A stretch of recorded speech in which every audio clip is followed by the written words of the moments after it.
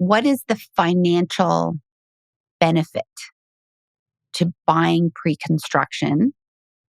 And is there a significant financial advantage because we're specifically talking about the platinum process today? If so, what does that look like for our viewers that are tuning in? So first of all, with a lot of projects, central and downtown Toronto, if you're not buying from a platinum agent, you may not even have access to even Okay. know that a building is even going for sale. Okay. So that's the first thing. You get early warning, you get early access, you maybe get the only access to a project even possible.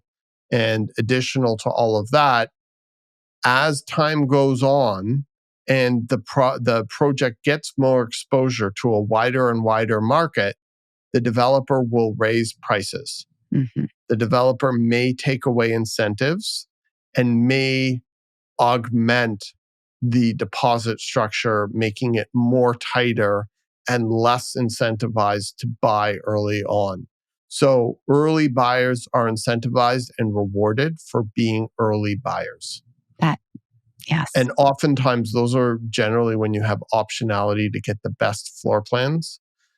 And as we've talked about in past podcasts or video casts or boots on the ground casts or whatever cast you want to call these casts, is floor plans and layout really, really matter. And you can have 500 square feet feel way much bigger than 700 square feet just based on how it's laid out. You can have even 500 square feet feeling nicer than 1,000 square feet Mm-hmm. based on the layout, the walls, the natural light, and all of those other considerations.